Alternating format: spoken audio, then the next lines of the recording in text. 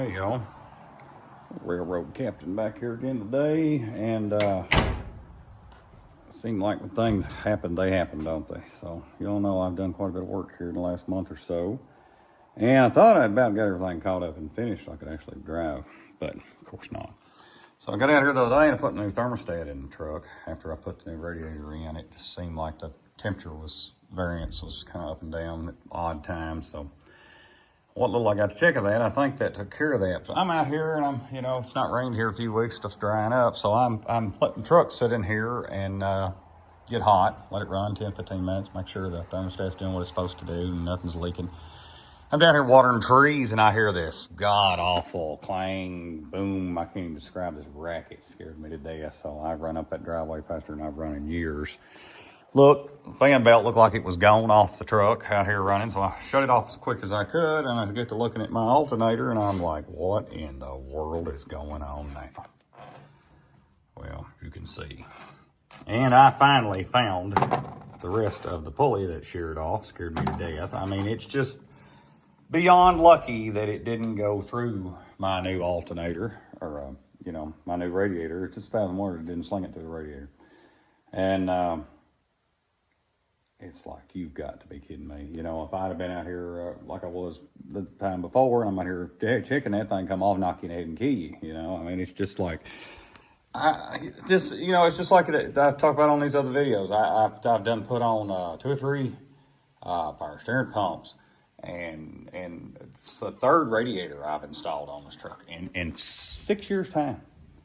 And it's just like, I'm sick of this garbage. I'm sick of it. And these alternators, and now the prices went up that it's ridiculous high.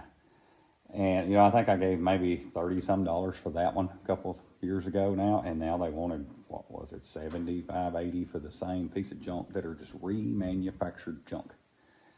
That more than likely the thing wasn't right when I put it on there, that the shaft was not exactly right and nothing lined up and just, I don't know. But this, of all the stuff I've ever seen, this blew my mind. And this little old pop metal, I've never seen such trash, such garbage. I mean, it's just like, I'm done with it. And I've added the AC and I've added the new fan and everything's not all there at once. This was supposed to be a 65 amp. I don't know. I mean, who really knows with this nonsense, They never are going to be exactly what they say they are anyways. They're never that much. That's like their peak rating, so to speak. So, I had enough. I had enough of this every other year crap, buying this stuff that they just throw these cheap parts back in, that they're junk.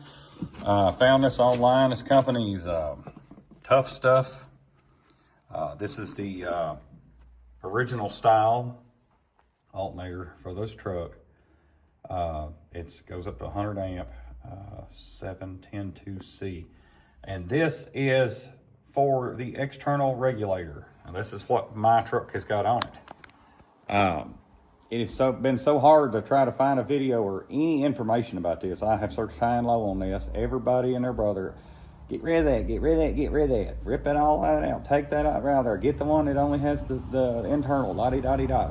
If it ain't broke, I don't want to fix it, okay? I realize the truck's not 100% original. It's a lot more original than most people's. I'm not, I don't want to change stuff out if I don't have to. I'm not going to rip apart this 50-some-year-old wiring harness. Right now, even my gauge works, So this is pretty much a plug and play. You got to do a little extra for a little extra amperage. So we're gonna see what we can do with that. See if we can get this put on and get this installed and maybe actually get to drive this truck this weekend because it's been down now for way over a month. And I'm really getting disgusted with it. What had already been done, I've been sick for over a week, got COVID again. That stuff is it's just basically the flu now every year, apparently. But went and got everything I think I'm going to need. Hopefully I won't have to run back to the hardware store, but we all know how that goes, right? So we'll get this other one off. When you're taking, you're taking that off, just be careful, watch what you're doing. The worst thing of it is when you got 3 belts, of course, that one's the one on the inside, so you had to take off the other 2, the power steering belt and then the air conditioning belt had to come off and all that good stuff. So we're going to get this changed out and hopefully get this truck running today, and I'll be back with you when we get a little farther along. There you go, I'm back. And got the new alternator is installed. Not running yet, but we have got her in place. I might have to go back and check some belts and things later. That's always a good idea.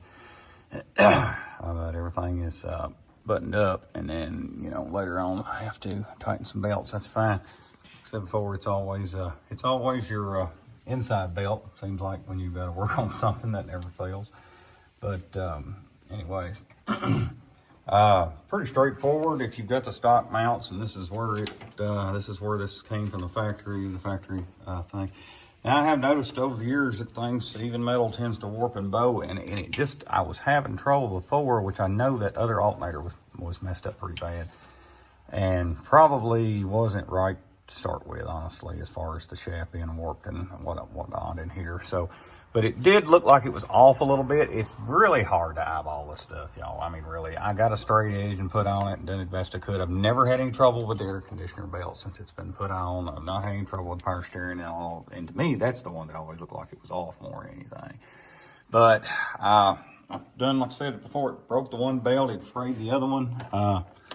So I ended up, I checked it the best I could. I went with it.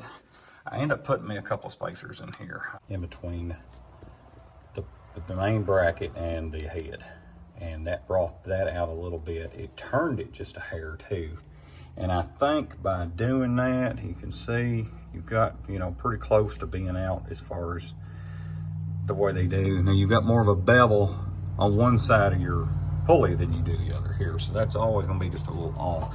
But this new pulley on this new alternator, it's 100 times better. It's not the low thin stuff, and it's a lot thicker. It's made better, so hopefully, and it looks like, you know, I've got everything. There, focus. It's pretty well lined up the way that it's coming off of each side of it, even underneath it. So that's something you want to be sure and check out, because, you know, metal's 50-some-year-old. It's been really hot over the years, and things happen, things move, whatever, you know.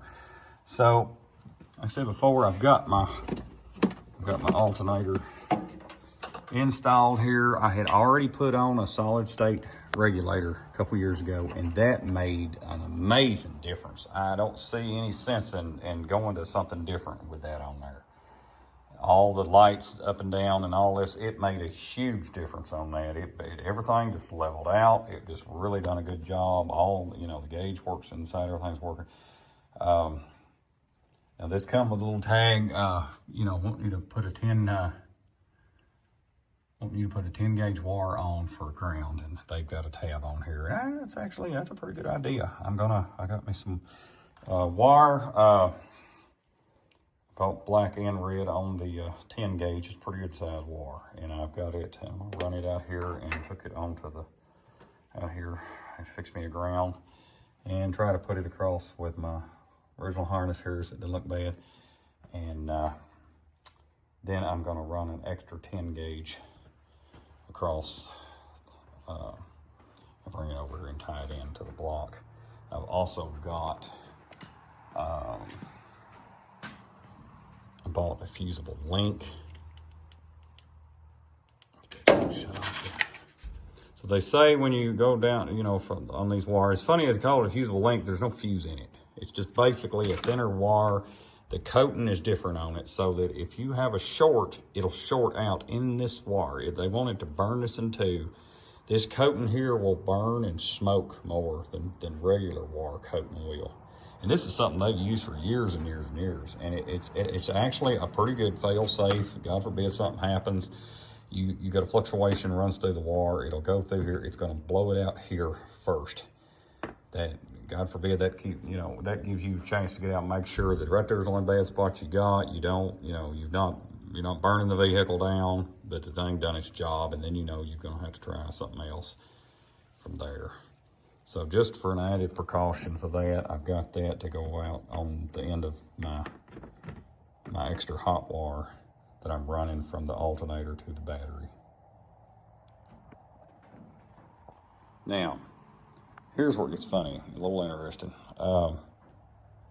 You know, when you go by their instructions for this stuff, you know, it's straightforward as can be. Your instructions are just basically you take the old one off, put the new one on. That's what I done, and that's the whole point of buying this GM style alternator with the external regulator. It's plug and play. I mean, it just pretty much says, you know, unplug it, plug it back up. However, you know, you're going up in amps. It had a 65 amp on here. This goes up to 100. Granted, it's never going to be 100, never. It might be 75 or 80 at the most. That's just whatever they can get it to peak out at, I guess you could say. You're going to have the solid state regulator. You know, they recommend, of course, you know, and be safe, whatever. I'm not telling you to do, not to do, whatever. But, you know, if you're saying if you go up at this higher amperage, that, you know, you need to be putting on a, you know, a 6 gauge wire at the minimum, an 8. That's a big wire. And then, you know, if you get into the rest of this wiring harness, which I don't want to destroy, I don't want to cut up. Everything's working. The things are going to what they go to. You know, I've got a factory assembly manual. It's the handiest thing I ever bought 25, 30 years ago. You ain't got one for these trucks and you fool with them, you need one. Every nut, bolt, and wire, as long as somebody's not molested everything is on there the way it's supposed to be, and everything lines up and shows it that. But as far as going in and taking this wire off and changing and going up a couple sides of this and a couple sides of that and just destroying my wiring harness, I'm not doing it. I'm just not going to do it. We're going to try this. I have talked to a couple local mechanics, a friend of mine, brother-in-law, different people that's had experience with this sort of thing. You know, I'm not running these 1,000-watt subs and music stuff and all this extra. All I put on was the factory AC, or the vintage AC rather. All I did was put it on, install it, and I put on the pusher fan. Of course, I've got a radio now. It's decent, but it's nothing like that. Of course, you know, I noticed it at night. The gauge would, you know, drop a little, and it's not doing quite what it'll do. And for the money wise, you know, like I said before, I'm done buying this junk. This is nonsense, and now this nonsense is pushing $100 junk. And this was brand new, $140. Said it was made in Ohio, so you know what the heck. I'm gonna give it a shot. But everybody I've talked to said, you know what, since you're not running this, not doing that, we've done this from experience, we know, so we're going to hope this works out, because I couldn't find anything online, a whole lot online about it, definitely not any videos here. So hopefully my video will help you all out when it comes to this part of it. But, you know, we're going to run our 10 gauge ground on here. We're going to run an extra 10 gauge wire in parallel. We're going to tie it into the alternator hot wire, and we're going to run it. We're just going to run it with the wiring harness. I'm not cutting my wiring harness up. We're going to bring it over, and we're going to tie it into the block, the junction block for the battery, and the last few inches of it, we're going to put this fusible link in for just an extra safety, just something to have a little extra peace of mind. I got the new ground wire on. I'll have to give me some more straps and so it don't look like crap, and bring it back here and ground it to the radiator support. I've got to get the extra wire run from here to bring it around, and it's got to go in under the strap thing all the way across through there. Okay, well, I finally got everything in here. I'll have to go back and pretty things up a little, so to speak. I didn't want to spend all that time doing all that stuff like I've done once before, and then, you know, it didn't work and have to go back through it. So I got the ground wire run, got it out here, got the extra 10 gauge hot wire put on, got it run through under here. Like I said before, I got over here, I put a, dropped it from the 10 to the 14 gauge fusible link wire, got it connected here, and got it tied into the junction block. Try to keep everything halfway decent looking and not a mess. So far, so good. Everything is pretty much where she needs to be, lined up, so to speak. Alrighty.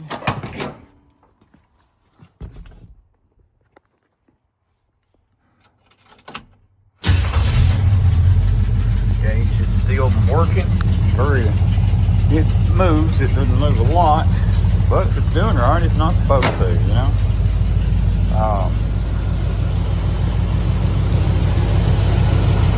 Let it sit out here and run a little bit and get warmed up pretty good. Checked everything out. And I had turned on the air and the extra fan and lights and everything. Everything was really looking good. Nothing was crazy or nothing.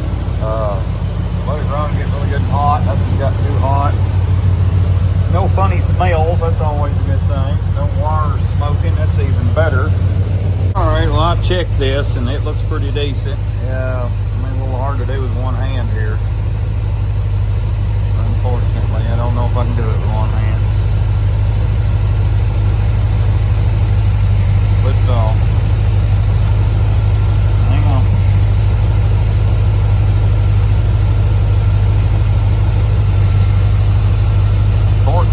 .29. I had the same thing coming out of the alternator over here. And when you shut the truck off, the battery was reading about 12.5, which is where it's supposed to be for a good battery. So overall, I think we're going to be all right. I know it sure starts better. The headlights definitely look brighter. Hopefully everything's okay with it. Just gonna have to keep an eye on it. I'll finish getting my wires up here, cut my straps, and finish prettying all this up here a little bit and everything. But I think everything's gonna be all right.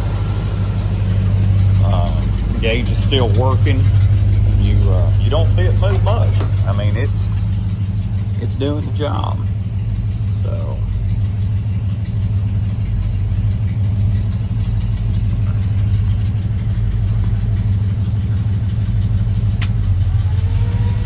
turn that on there, buddy, and it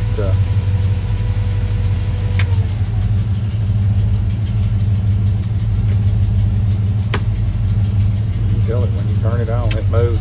There it moves. You see it charge. Went up the charge here just a little bit. Just a second. And right back. So it's definitely doing its thing. Everything's wired up. Everything's ready to go. Everything's working good so far. She's definitely responding well to it. I mean, it's definitely doing the job, and it's starting right up. Everything's holding good on it. So, yeah, just keep an eye on things like anything else. You always stay vigilant. Come back later, check your belts for a little while. Be sure you keep an eye on things. You don't, smell something or something burning or whatever. That's a different story. But as of right now, everything looks great. So we'll go with that. And hopefully this will be better than this stuff's been in the last few years. So appreciate y'all watching, hanging out with me. Hopefully this will help y'all out if you need help on something like that right there too. So take care. Thanks for watching. Subscribe if you hadn't. Share, like, all that good stuff. So anyways, we'll catch y'all later. Thanks a lot.